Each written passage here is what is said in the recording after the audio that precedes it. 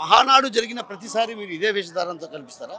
అవును, ఇదే గెటప్ కన్నా సార్. నేను దాదాపు 2004 మానాడు కంపల్సరీ. ఇప్పుడు 43 మానాడు జరుగుతుంది. నేను వేస్తున్న 2004 మానాడుకి ప్రత్యేకంగా నేను ఈ వేషధారణ వచ్చి జనాల ఆకర్షణ కట్టుకుని ఆవభావాలతో నేను ముందుకు వెళ్తూ ఉంటాను.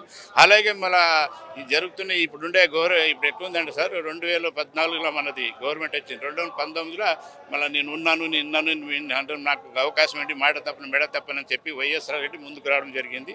ప్రజలు ఆయనకు నమ్మి ఓట్లేసి గెలిపించారు. గెలిపించిన తర్వాత ఆ 5 ఏళ్ల పరిపాలన ఎలా జరిగిందనేది మీకు అందరికీ తెలిసిన విషయం. ఎందుకంటే చాలామంది చాలా బాధపడారు. ఎందుకంటే అక్కడ ఉండే కింద ఉండే నాయకులు కానీ ముఖ్యమంత్రితో సహా అందరూ కలిసి రాష్ట్రం దోసుకొని తిన్నారు. వాళ్ళు ప్రజలకు చేసింది ఏమీ లేదు. అందుకోసం నేను ఎందుకంటే వాళ్ళు అక్కడ దోషం తినేది కాక ఒక మహిళ ఉంది, ఇక పేరు చెప్పాలందుకు, ఆయమ్మ తిరుపతి టికెట్లు అమ్ముకొని దగ్గర 3,000 కోట్లు సంపాదించుకునింది.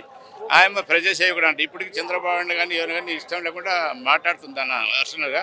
కానీ అది మంచిది కాదు పద్ధతి. అది ఏమనుంటే మార్కునాలా. నువ్వు ప్రజలకు నువ్వు ఏం చేసినావు, ప్రజలకు నువ్వు ఏం చేసినావు, ప్రజలు ఏముందుకు చేసినావు, నువ్వు చెప్తే టూరిజం మినిస్టర్గా వచ్చినావు, నువ్వు ఏం చేసినావు చెప్పు.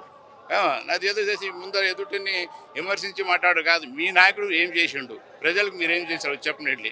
ఏమనుందా? రాజధాని 33,000 ఎకరాలు రైతులు భూమి ఇస్తే ఆ భూమిని మీరు చిలిగేది 3 రాజులని చెప్పి 3 ముక్కలు ఆట ఆడి, అలాగే మనకు పోలవరం ప్రాజెక్టు ఈ పాటిగా ఓపెన్ అయింటే ఎంతమంది సంక్షేమ పథకం, ఎంతమంది సాగునీటి వచ్చేది, అంత ఆంధ్రప్రదేశ్ రాయలసీమకు నీళ్లు సాగునీళ్ళు ఇచ్చేవాళ్ళు. ఆడశక్తి చాలా బేడగ చేశారు.